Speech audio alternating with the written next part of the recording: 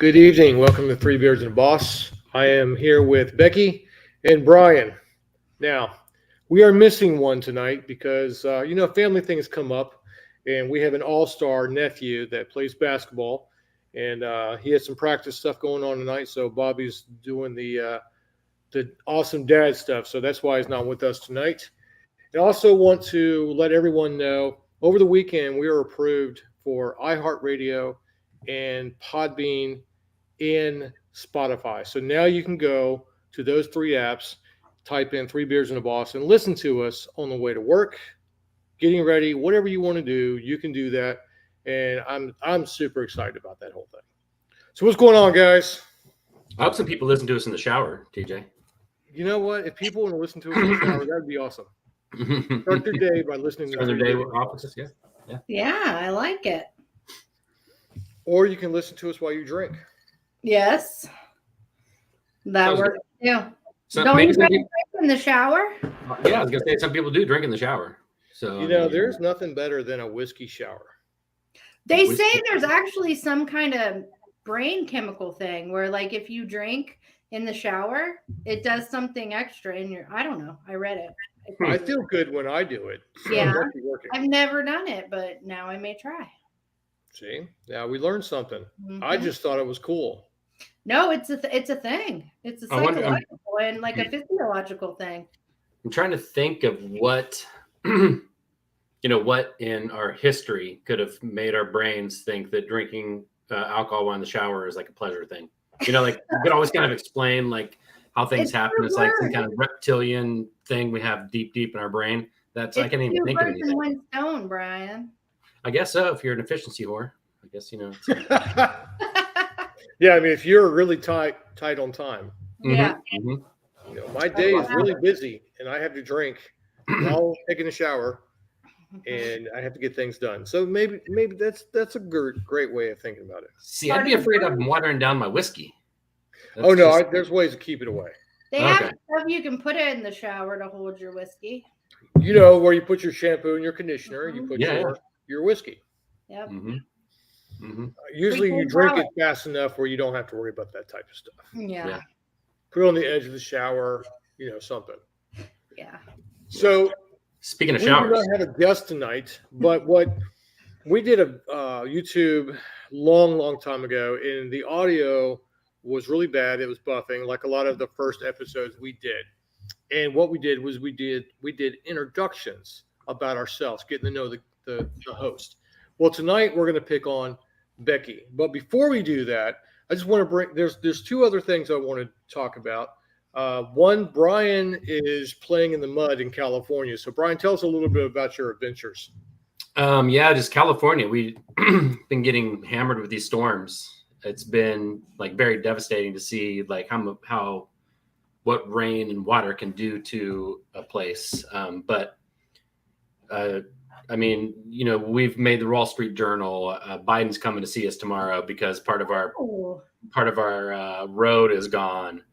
I was looking up the rain total. So this is only it's the 17th day of the month. We've already gotten 11.89 inches of rain.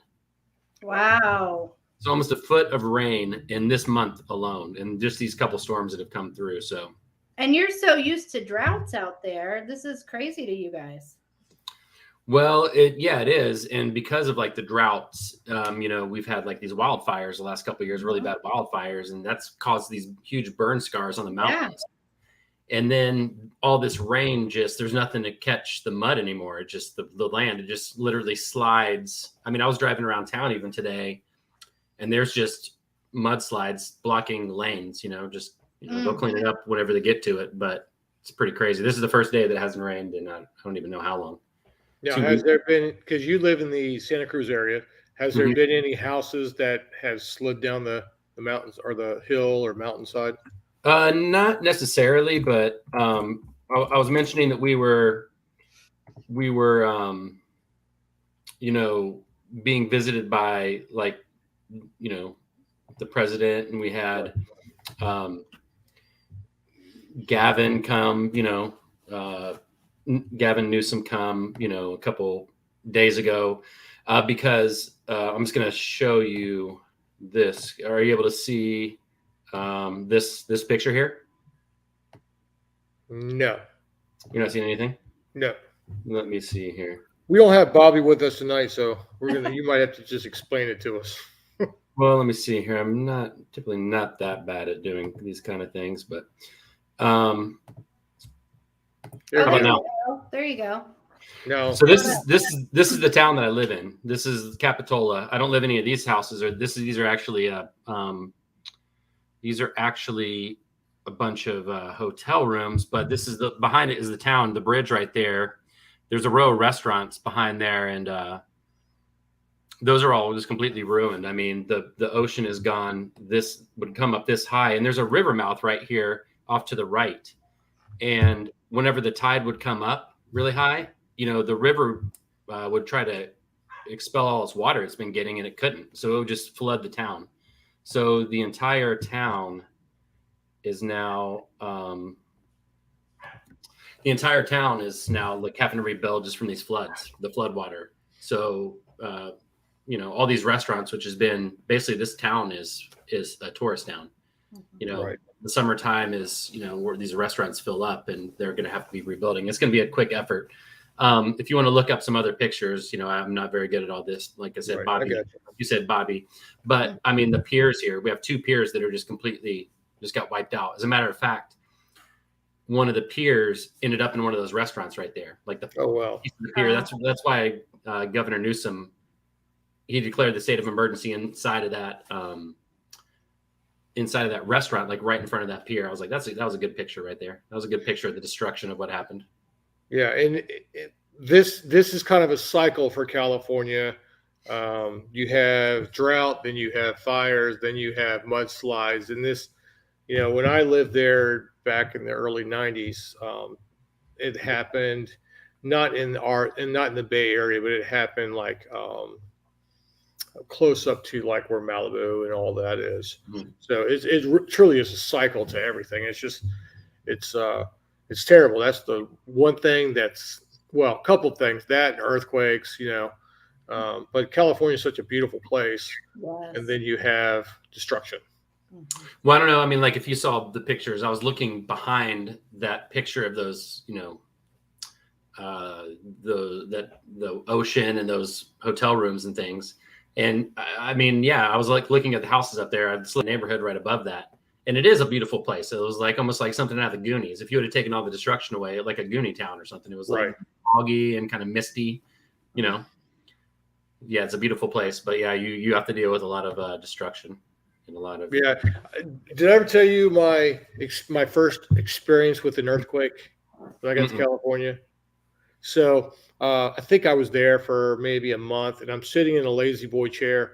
And we have a giant German Shepherd, and I felt the house kind of move, and I look around and I'm like, I don't see the dog. So I thought that might have been the dog, scratching something. And I looked at Dad and I was like, hey, that wasn't the dog. And he goes, that was an earthquake. And I did not move from that lazy boy for about an hour. Mm-hmm. I mean, I was like, you know what? I've dealt with hurricanes and all this other tornadoes, but not when the earth is shaking. It was for me. So that was my first experience. Then after that, I got used to it.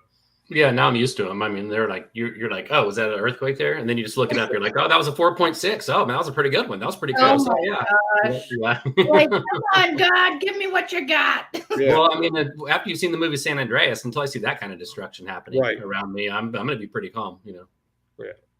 Now, another story out of California, and I'm not sure how old this is. We saw this on TikTok at first. And basically, it's a 17-year-old girl that was at the YMCA, and she was coming out of the shower area of the Y, and there was a man standing there in the locker room changing himself. He was naked, and when she kind of freaked out, she went back into the little shower area, waited for the guy to leave, and then she went out there and said, "Hey, there's a guy that was in my locker room," and they said, well, he self-identifies as a woman. And before I make any more comments, I just want everyone to know that I'm not mentioning this out of hate. I'm not trying to say anything nasty about anyone, how they feel. what I would like to know is, as a parent of 3 girls, how are we supposed to respond? Because I know that the dad of this young lady went up to the Y, and they basically said, there's nothing we can do. This is the law of California, and that's it. And to me, it's kind of scary because, if any law that we make in the land here, people learn how to take advantage of it. Mm-hmm. And so that's one of my fears. So what do you guys think about that? Lost for words. It is, you're always going to have somebody that's going to try and take advantage of things. But I mean, if all this has been going on and the person who is identifying as a female is like, what's happening here, you guys? Right. That's one thing, because like nothing malicious did happen. Right. And I mean, I don't know. I've never had to, I have a son who, is in his early 20s now. He just turned 22 a couple of days ago, actually. Mm-hmm. And so I don't know. I didn't raise a female, or didn't raise a girl. So I don't know how, I'd feel if even she was put in that situation of the potential to, but that could be anything nowadays. I mean, right. I don't know. Yeah, it's kind of funny because both of you have boys, and I didn't have nieces until later on when it came to Bobby finally giving me a niece. Yeah, I've provided everyone else nieces all these years. I think to me it's just a safety thing. If the person is identifying as a woman and he acts as a woman and he doesn't have any malicious intent, that's one thing. But my fear is the people taking advantage of it. I know in Chicago just made it where in their YMCA's they have a transgender bathroom where male and female can go in and take showers and do their thing. And I think that's a better fit, because there's a place here in the Richmond area that you have your male bathroom, your female bathroom, and your transgender bathroom. If we have that, I'm okay with that, because then it shows that, hey, there's a place for this, and you're not sending your daughter into a bathroom where there might be a guy in there. Mm-hmm. So I'm torn between this. The world's changing, and we have to change with it. As long as no one's trying to hurt my kid, I guess I'm okay. So yeah, I tried to. Becky, go ahead, because you haven't said anything about this yet. Go ahead. Oh, well, I was gonna say, like, something I heard about this, and it kind of rang true. Like, if you're a transgender woman and you do all the steps that it takes to be that. So you come out to your family, you come out to your friends, you start dressing as a woman, you start possibly taking hormones, you start doing all this just to get into a woman's bathroom. That's a lot. Right. That's a lot to get into a woman's bathroom. Because that is what they call a slow burn. Yes. Yeah. And I don't think a lot of people have that kind of commitment these days. So, I mean, it's hard because I do have a son. And I mean, as a mom, not even as a single mom, but just as a mom growing up, if his dad wasn't with us, I would take him into the female bathroom. Right. Of course, he was a child at the time. But still, like, I would be taking my male child into a female bathroom. Right. So, I mean, it is about safety and how a person feels. And I hope that everybody can appreciate, how other people feel when it comes to their own safety. Right. If it takes, having an inclusive but transgender assigned bathroom, then that's okay. Or changing room or shower room or whatever it may be. Yeah, and I could agree with that in a sense, but I'm trying to change the way that I think about things like that because, well, just in anything, not just even in this case, but because what you just kind of explained is something. I don't know if it's called something, but isn't it like exclusive inclusion or something like that? Like you're trying to include them, but really you're still excluding them. Yeah, so you're pointing something at them and saying you're different, so only go in this room. Right. So I see what you're saying. Yeah. Yeah. So I'd like it actually if someone said, because I mean, one of probably the most dangerous things could be an Irish male we're drinking. So if we ever had to have a bathroom where we could only go into that bathroom, Irish males have to go into this bathroom because you become dangerous when you start drinking, then I'd be like, why am I excluded out of this? But then I'd be like, I get my own bathroom now. It'd be a long wait in that Irish male bathroom. Yeah, there would be a long wait. And I love your point. I love your point, Becky, because if you've like you said, come out to your family that this is how you're going to live. You've taken the medication for it. You start making the changes. Yes, absolutely. Use the bathroom that you feel that you identify with. I am perfectly fine with that.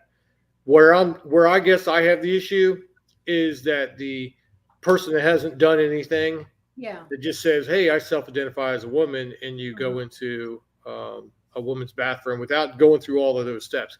Because if you're going through all those steps, absolutely, you're committed to the cause, and that'd be fine. But it's something about having, I don't know, just like I know that we were in the barracks one time and we had a female come into our bathroom just because she needed to use the bathroom. Nothing. I've done that. This happens, Women's line is too long. Right. And I remember being in the stall next to her, and she said something, and so I knew she was in there. I could not function. I was frozen in that room. Yeah. And I didn't move. I didn't. Yeah. Nothing until she was completely gone. Yeah. And she's like, "Boy, you were in there for a long time." I was like, "Hey, look, you freaked me out. Yeah. I couldn't go to the bathroom because you were sitting right next to me." Yeah. So, but yeah, you're absolutely right. If someone's done some of the procedures, taking the hormone pills, they're committed. So the sad and scary reality of it all, and I hate to even say this, but it's always, I don't even want to say it, but like it always takes something bad to happen. Yes. You know what I mean? Before anything. Well, we had that happen here in Virginia. So we had a young man in high school. He self-identified as a girl, and he was using the girls' bathroom at the first school, and he sexually assaulted a girl. Got kicked out of that school. Went to another school, did the same thing, and got in trouble again. Matter of fact, that was a huge thing here in Virginia during the elections for our governor. That was kind of the forward thing that everybody was campaigning on. So, and that was because they said that at the school they can do that because teenagers. I don't know about every state, but a lot of states they're not allowing them to do those procedures until you're 18 years old.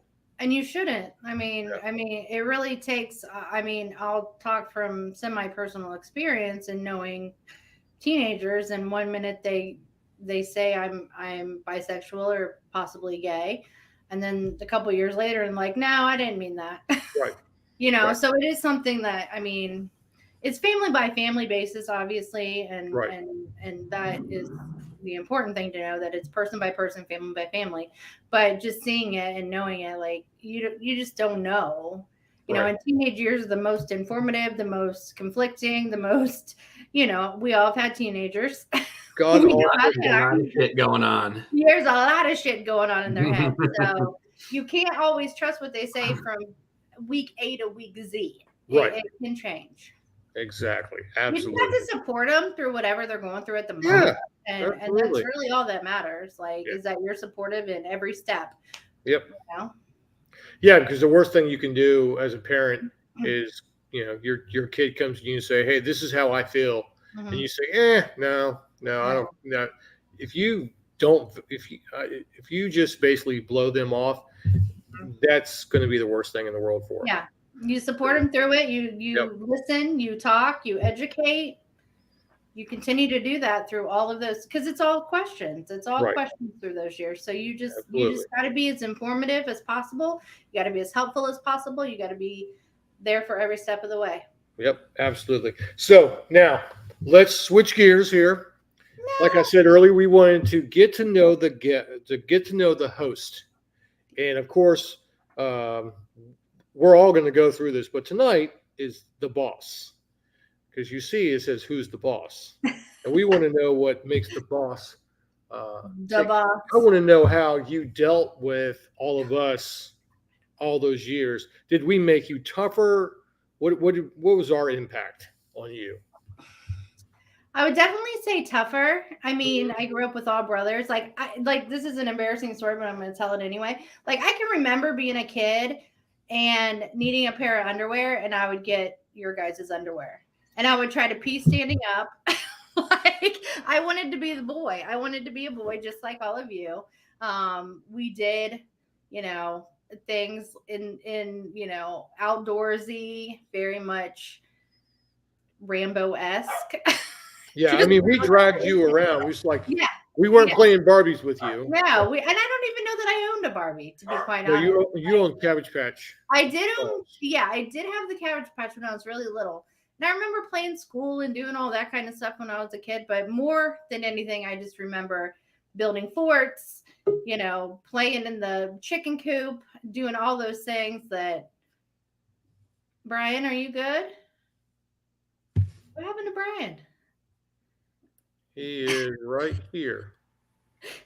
We got two Bryans. But yeah, so no, I think it definitely made me tougher. And so when I grew up, wanted to go into the Army Reserves and all that stuff, and being 17 and going to basic training, and I knew not only from you guys, but from our dad, what to expect, and just being able to get through that. Because I mean, if I'd have been raised and everybody always said, you're never going to make it. You're never going to make it through basic training. And I'm like, you're stupid, I'm going to do it. And I did it. But all of those things that happened, in our childhood is what made me able to do it, I think. Well, the crazy thing about when you went to basic training was nothing. It was just like when I went to boot, it was easy for me because they were like, hey, you're going to do this many push-ups, like, child's play. I did this when I was 7. Yeah. Parade rest, that's too easy. I know not to lock my knees because I ain't passing out again. Yeah. Yeah, you do. We're probably the only ones that all went through basic training would never had to worry about locking our knees because we learned at a young age. No, never did it. Thank God. So, Becky, you are in your 40s. We won't give up your real age. I'm about to be 44. I'll give it up. Okay. Oh, yeah, Becky. Saturday.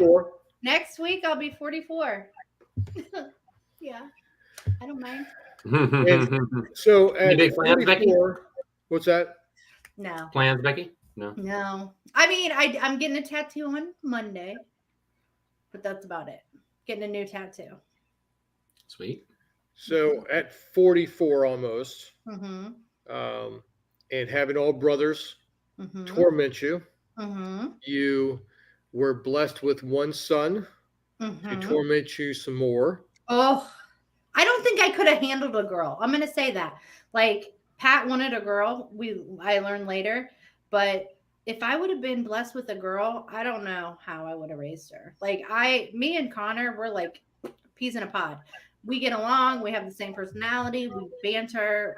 We do all those things. I don't know what I would have done with a girl. I don't know how to be a girl. I do, but I don't know how to raise a girl. Yeah, I mean, it's like you can do fun stuff with your nieces, and that's great. But then at the end of the day, you're like, okay, if you fall, I'm just gonna tell you to put dirt on it. Yeah. But it's funny because I raised Connor to not I'm scared of a lot of stuff, kind of like bees and bugs and stuff. But he was always very I don't want to touch dirt.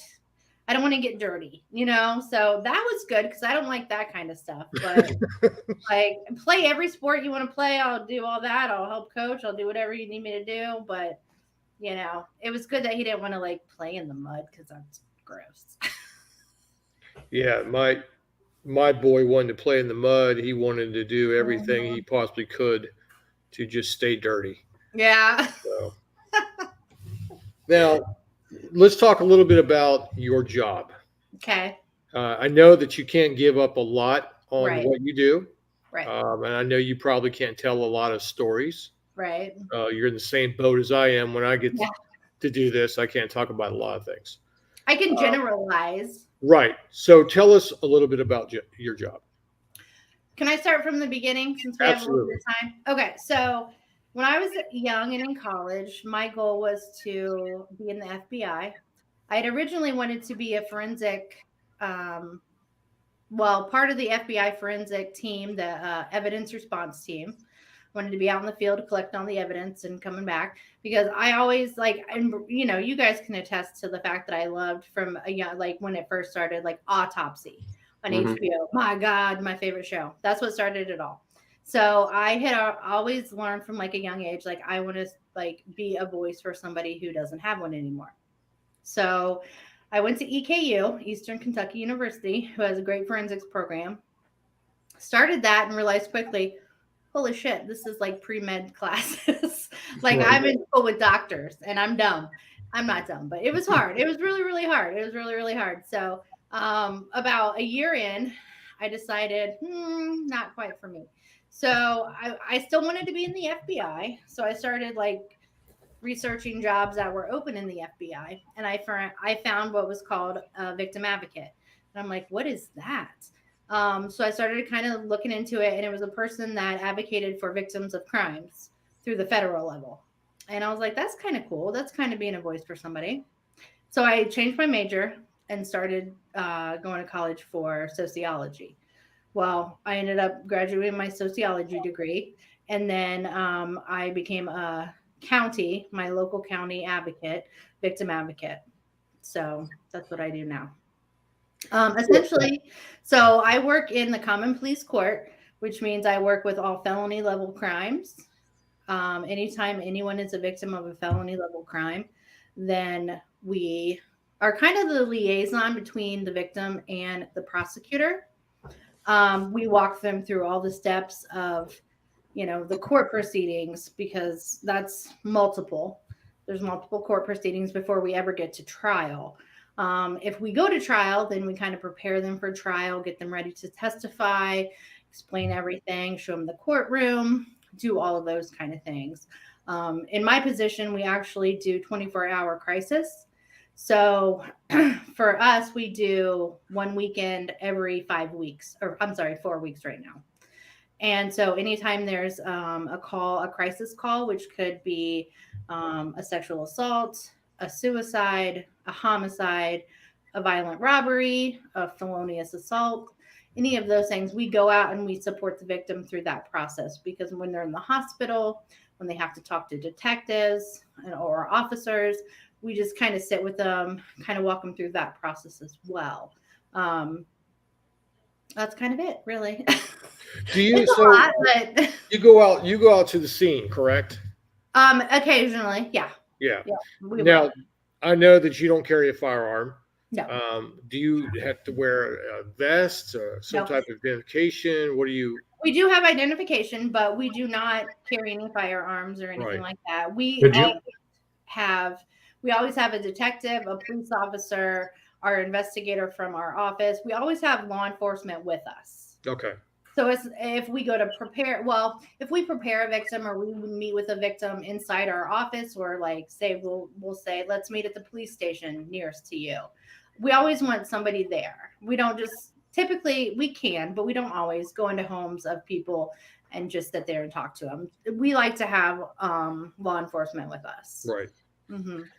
Now, do you have to? Because in law enforcement, when we interview anyone, everyone's got a body cam now. Do you Mm-hmm. have to video record, or is it pretty confidential, low key?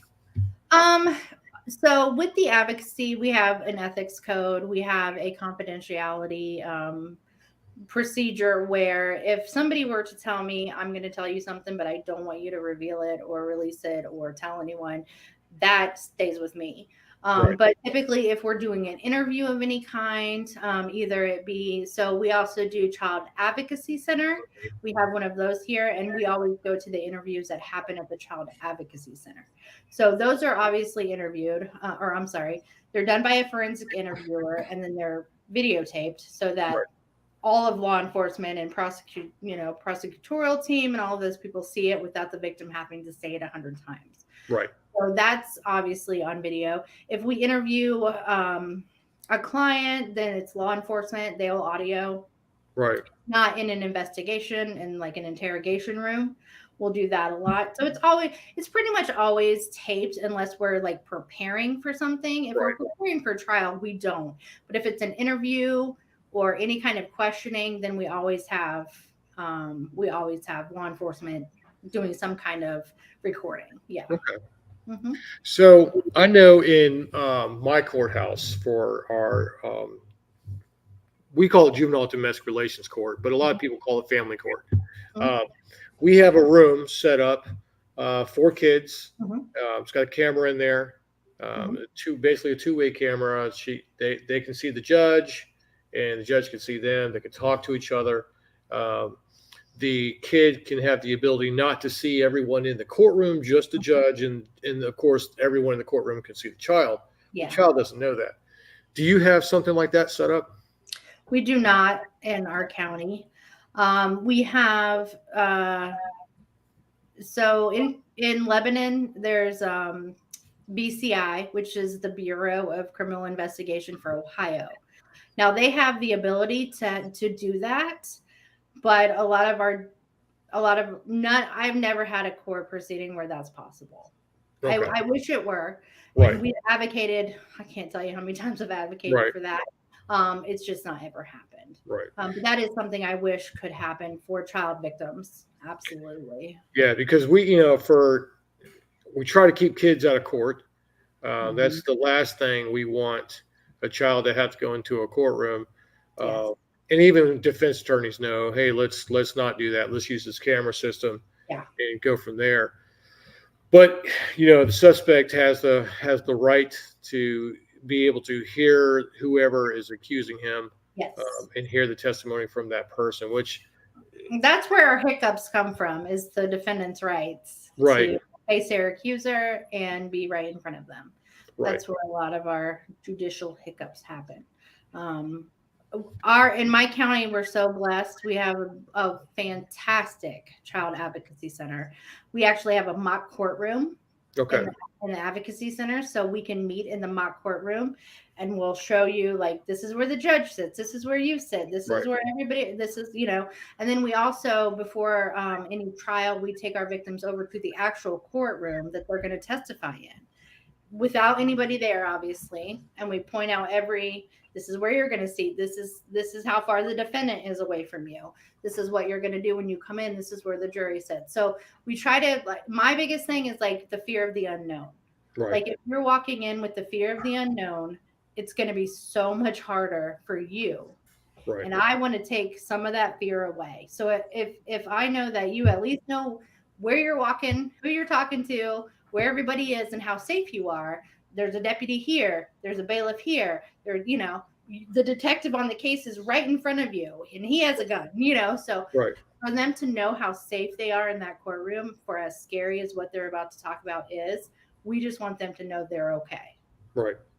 Now, you said you walk them through from the minute, well, not the minute it happens, but the day it happens, you get involved. And you stay involved through the case and everything else. Now, does your office provide other resources for them, counseling, those type of things? Yep, we provide counseling resources. If it's a domestic violence situation, we have a family violence prevention center that's amazing in our county. We refer them out to them. Any type of resources that we can actually offer them, we do try to provide. Right. Now, generalize, because I know you can't talk about cases, but I can imagine that one of the biggest things that you have to worry about also is the suspect's families, because suspect usually in the box, you got the deputies around it, but then you got the suspect's family, mama always there, behind baby boy. Yeah. So you have to deal with that also. Yeah, so this is probably something else I got from all of you boys in my military and working in the hospital prior to, I was in healthcare before this, and working on a mental health floor. Like, I jump into mama bear mode. So if there is a victim and then the defendant's family, Like I literally jump in between them. Like Right. I don't care if you're going to beat me down, you're going to kick me. I'm jumping in between you. Right. And I've probably put myself in like harm's way a couple times. But even a victim's family, I've had a victim's family who want to get up and fight the defendant. Like Right. I stand up and I'm like, nope, you're not going to do it. I'm not Right. going to let anybody go to jail that day. Right. You know, like so I kind of have to jump in and like I walk people to their cars. I do whatever I can to make them feel like they're safe. Yeah.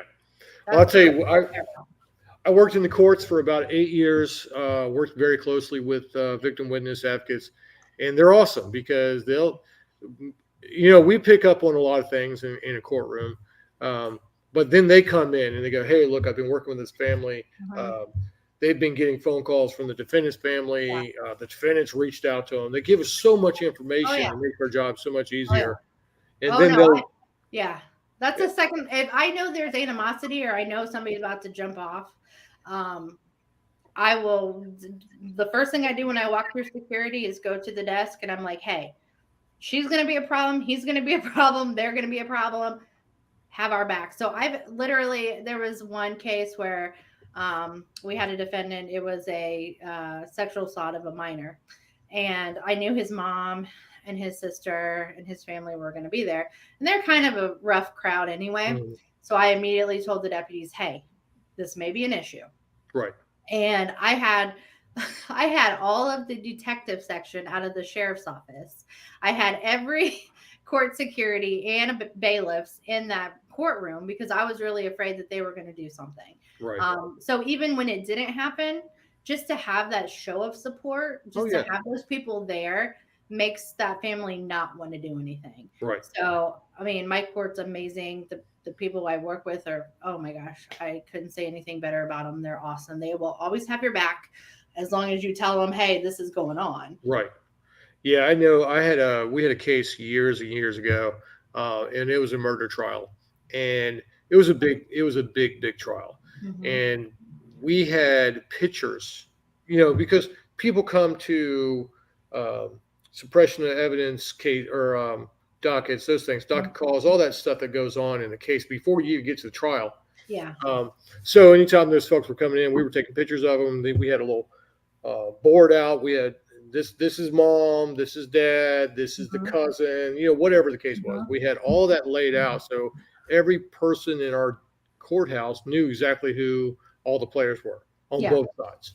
Yeah. And it was one of those type of cases that the victim's family wanted to get revenge on the suspect, on the defendant.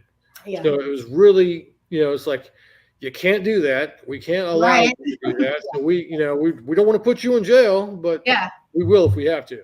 Yeah. Oh, I told her dad that one time. I was like, I'm not letting you go to jail today.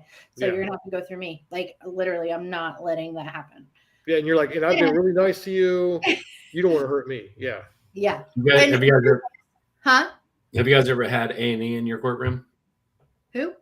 A&E, the TV channel. Oh no. I always, Brian, that's so funny that you said that because I always joke about it. I'm like, oh hell, we're about to have A&E up in court camp. But no, it hasn't happened yet. But I'll say two things, TJ, to what you just said.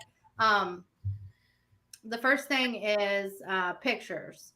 So not even like talking about pictures of people, but one of the things we do with our victims is say it is a murder trial, and you have pictures that you're going to show during that trial of a victim's family member, that you don't want them to see or you want to prepare them for. Right. So we'll bring them in beforehand and we'll literally describe exactly what we're about to show you and ask you, do you want to see this? Right. And if they say yes, then we allow them to see it. Then we'll describe exactly to the T the next picture. Do you want to see this? No, I don't want to see it. So no, you don't see that. Right. Or we'll even talk about what part of the trial do you want to not be part of? Do you not want to see any of this? Because this is when it's going to start and we're going to take you out. So we make sure that our victims' families are prepared because one thing it's, these things are so emotional.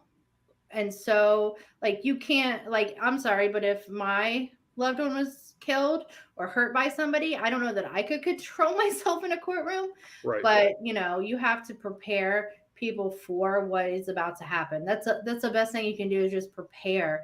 And there's been many times where I've told a victim's family, hey, this defendant's acting a fool, and he's going to probably say this, and it's going to piss you off. He's going to act like this, and it's really going to piss you off. But I need you to stay calm, because this is what we expect out of him. Right. So it's really just all about preparing people for what to expect, because And- it is and so highly preparing them- charged. Right. And also preparing them for a jury trial. We've talked to families and say, hey, look, it's going to be a jury case, and that person is going to try to rile them up. That attorney is going to try to get evidence put in that he knows he can't have in, but he's going to say it. Mm-hmm. And then the judge is going to say, forget all about what they just said, but it's still there. Yeah. So you have to prepare them for jury cases. You have to prepare them for all of that craziness. Do you know how many times I've gotten in trouble from court bailiffs because I make faces? Like when somebody's testifying, I'll be like, yeah. And they'll be like, Yeah, oh yeah. And I'm like, okay, sorry. I always say, I jokingly say I need Botox right before every trial, so I can't move my face. Yeah. You're just moaning. You're like, Because you hear stupid shit that you're like, are you kidding me? This really came in? Or are you kidding me? You really expect us to believe that? Right. And it's just like, ooh, how do you control your face? But you have to. You can't do that. Like, the judge will kick you out, because the jury sees that. The jury sees how you're reacting, how there's times where our prosecutors are like, you know what? Probably best that you're not in there, because the jury is just going to watch you. Right. The jury is not me, but victims of families or whatever. They're just going to watch you and see your reaction, and that may not be helpful to our trial. Yeah. So, obviously our goal is getting justice for a victim. The victim is why we're here, unfortunately. And we want to get the best possible justice for that victim that we can. Now, here's the big questions. Okay. When the day is over, day gets over like 4 or 5 o'clock in the afternoon, and now you have to decompress. How does Becky decompress? It's hard sometimes. I've learned, I've been doing this for 9 years now almost, and it's taken its toll. I'm not going to say it's something I can just shut off, because the very first thing I do when I wake up in the morning is think about what's going to happen that day and worry about things. But I literally come home and I laugh and joke with Connor. It's kind of weird, but as my true crime addict says, like, I'll turn on a documentary. I love documentaries. That's my favorite thing to watch. And I just kind of shut my brain down. I just want to watch something, maybe learn something. I always jokingly say, like I'm probably annoying at a scene, because I want to be like, did you do that? Did you do that? I'm never going to question an officer, but I just want to be like, did you try it? You know what I mean? Like, I've watched so many documentaries, I'm going to solve the crime on my own, But why are you even here? Yeah. I got this wrapped up in 30 minutes, but hand me your badge. Yeah. So I just try to shut my brain down, honestly, because it's not healthy to think about the things we deal with on a daily. Right. It's not healthy to your anything. And that's what people don't understand. Like, we see people on the worst day of their life sometimes. Right. We deal with people that have had very bad things happen to them. And you can't fix it. You want to so bad, but you do just whatever you can to help them, but you're never going to be able to fix it. And you hate that people, like, every day I'm like, what the, why are people like this to each other? Like, I would literally, and I said this like a couple weeks ago, I would literally find another job if it meant people didn't have to go through what they go through to get to me. Right. I would work in whatever else, but if I didn't have to be here, I wouldn't. We'd go back to slumming it in healthcare, Becky. Slumming it in healthcare. I have more nightmares about healthcare than I never dream about my job now, but I have nightmares about working in the ER like 4 times a week. Wow. I pick up shifts. This is what it is. I'll pick up shifts in the ER and I'll forget what I've done, or like, it's been so long. So I'll be like, oh, I don't remember how to do that. And every time it's so weird. I have nightmares about the emergency. It's so bad. Now, But I love that job too. now, let's say someone's listening to us or watching the show right now or watching it later. Mhm. What advice would you give someone if they want to go into this line of work? If they wanted to go into this line of work, whew, be ready. Be ready. Be ready. It's not for the faint of heart. Like, and I don't think I'm anything special. I don't think I can handle any more than anybody else. I really don't. I don't know how I've made it in this field for 9 years. Um, just care about people. That's really all you can do. Care about people and know like that there's bad in this world. Mm, There is really bad in this world, and you're going to hear about it. And yeah, there's a lot of times that you have to, what other people would be like, you're insensitive as shit, like joking about this or talking right. like that. But there's certain things that you have to do to cope. And sometimes it's not appropriate to the average person. You know, we're all in that line of work Right. where you say stuff and you're like, oh, I'm going to hell. You know, Mhm. I'm going to hell for thinking that. But at the same time, like that's what you have to do. And I mean, honestly, if it wasn't for my coworkers and the people I work with, I couldn't do it every day because Right. we vent to each other, we counsel each other, we advise each other, we do support each other. Like it's all about that. Like, but just honestly care about people and care about what happens to them now and in the future. Be there to support. I mean, like I said, we go out to crisis calls. We have to be able to hold somebody's hand Right. right after a traumatic event. So literally have compassion and love for somebody that you don't even know, you know, respect people, Right.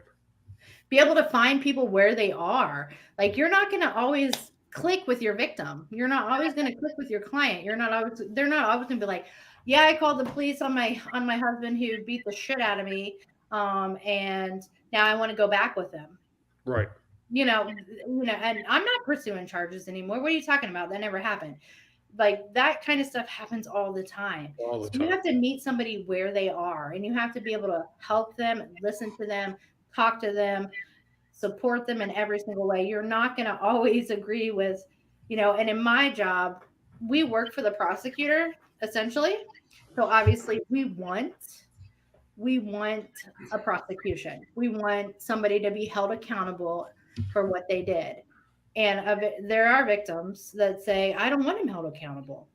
So I still, even if it's against what the prosecutor wants, I still advocate for what the victim wants. Right. If she says she wants treatment or, like that's what we're going to advocate for. I'm never going to go against what my victim says, even if I don't agree with it. This is a great comment. It says it does numb you. There's no training for that. I don't want to say numb. It doesn't numb you. No. It doesn't numb you because you're always going to feel. And if you are numb, then you shouldn't do this work. Yeah. You So, have to feel. I think one of those things, if you're not laughing, you're crying, Mhm. and how you have to make comments to get you through it and all that. Yeah, you're absolutely right. Yeah. There is sometimes there is no training for some of the things that you've seen, that I've seen, Brian has seen. No, every day's different. You never know Yeah. what you're going to walk into. Never. Yeah, it's Never. definitely. You can't be numb. You can't be numb, right, guys? Like you have to feel something to continue on with what you do. Yeah. Is that true? For me, how do I explain? I'll take it to the car and I'll Mhm. drive home and I'll think about it. But as soon as I get in the driveway, I take a nice deep breath. That's and normal. I have to let it go. Mhm. I totally understand the comment. I totally understand. I the do comment. too. Yeah, I totally understand the I do comment. too. Yeah, yeah. It's like you have to be cynical to a point, and you have to I don't like the word numb because again I feel like you have to feel, but you have to be able to compartmentalize. Yes, and I think that's what they were trying to say because Yeah, it's you one of have those things where you can't go on scene, right? You can't go on the scene of a horrible thing and go in there and go, "Oh man, this dude did this to you. Oh man, I'm gonna go in there and whoop his ass for you right Right. now. I got you." Can't do Yeah. that. Yeah. You have to keep your composure. You have to be professional. You have to be It's professional. hard. It is. It's really hard. I've seen some horrible things in my 23-year career, and you have to. I don't know if it's a switch that we have to use. I I think it is a switch. It's the switch that I'm not going to beat this dude's ass because he just did this horrible thing. I'm going to have to flip the switch off of my anger, my emotions, and I'm gonna be professional. I'll get the job done, because if we lose our cool, then the case can go completely haywire. And in my field where I'm at and what we're have access to, like I know what the defendant is doing and thinking while he's in jail. Let's just say that. Right. Oh yeah, we know. Yeah, and so we'll get to court sometimes, and I won't lie, there'll be times I give some dirty looks, but I can't say anything. You know what I mean? And there's times I want to go to that victim and be like, do you know what he's doing behind the scenes? But I can't do that either. Right. So you just gotta kind of keep it in. Oh yeah, it's hard. Well, it's like next week I start that's how you guys are all getting a day off next week, paid holiday. We're going to call it a paid holiday because I start my on call. My on call is like 24 hours for an entire week. So our calls are basically for crisis calls, hospital calls, those type of things we get called for. It's pretty much whatever the office needs us to do. So last time I think I had to go in. I get this every 11 months because most of the department has to do this for a week at a time. So it's you. I think it's me and 3 other staff members that are on call. So a department as big as mine, we get to kind of do it every 10 to 11 months. So we are going to have a deputy sheriff from Florida on the 31st of this month. And I believe she works crime scene investigations. So right up your alley. Oh, yeah. You're going to ask all the questions. So that's going to be fun. Yeah. And then we have, I'm just lining everybody up for Becky these next couple weeks because I have that young lady coming on. Then we have another young lady that's, she works in the medical field, but she is really funny and she likes making lots of inappropriate comments or jokes. Yeah. So that's going to be all up in your alley. And then, of course, we'll finish out the end of the month with my buddy Troy. He's a Navy retired, or he's about to be a Navy retired chief. And he actually he basically goes around helping young people that maybe ran away, got into human trafficking. He basically gets them out of that situation. Him and his wife owns 20 acres of land. They build little houses, and they basically help these folks get back on their feet, give them skill set, and get them home with their families. And so he's going to be great. That's awesome. So we got a lot of stuff going on these next couple weeks or 3 or 4 weeks. So I'm glad that we got to do this with you again. I think the first time we did this, we all went took turns the whole episode. Yes, yeah. So now we're just going to pick on each person, and I think it's going to be fun to listen to Bobby, because Bobby started at 18 years old and started working the one line of work, and he's stayed in it this whole time, and he probably makes more money than all of us together. He does. So I think it's going to be a lot of fun. Yeah. But like I said earlier in the show, we are now on iHeart. We are on Spotify. We're on Podbeam. So people can now listen to us in the car, in the shower, drinking in the shower, whatever you want to do. You can check us out. But that is a big deal. We're getting somewhere, guys. We started this a couple years ago with hopes and dreams, and I think we're finally getting something done. So yeah, I mean, it's crazy to think just a couple of years ago it was like all of us just shooting the shit, right, talking about stuff, and now here we are. Now we have guests and get to be a voice for a lot of people. So I'm really happy about that.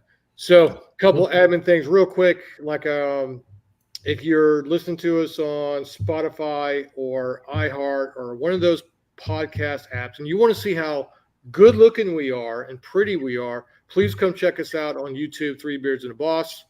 The pretty one's not here tonight, but you're getting your beard back too, TJ. Yes, I'm getting my beard back.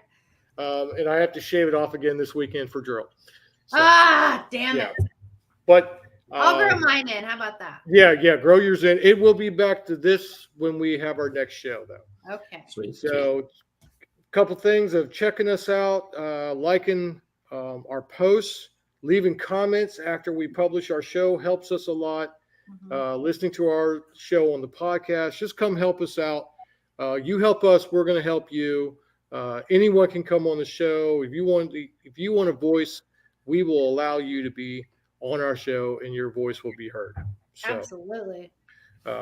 Brian doesn't talk a lot, but he's okay. He does. I do. He talks. But you know what? We're going to put him in the hot seat next time we do one of these. I would say he didn't have a lot to say tonight because he just listened and learned. Mm-hmm. Yes. Mm-hmm. He is the voice of listen. That we could do when we have a void in the schedule, Brian's going to be next. Mm-hmm. So Brian, think about what you want to talk about and tell people about yourself. I think you should tell people when you started in small films. No, I'm just kidding. Mm-hmm. Wait, were you part of the FBI coming to Grandma's house? The statute of limitations is run through, so I can probably talk about that again. Yeah. Were you part of that? Yeah, of course. Yeah. When the FBI came to my grandma's house. Nice. Because Brian and my cousin wanted to try to buy FBI outfits. Oh, well. Yeah. Mm-hmm. That's a fun That's story. awesome.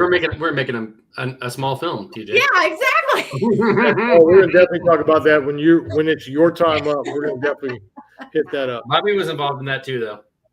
Yeah, it was all three of you. Yeah. Nice. Absolutely. All right, folks, we're gonna let you go get some sleep. And if you listen to this after we're off live, please leave a comment.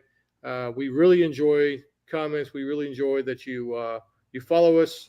Mm-hmm. And have a great night. Yes. Thank you, guys. Take care, everyone. Take care. Bye.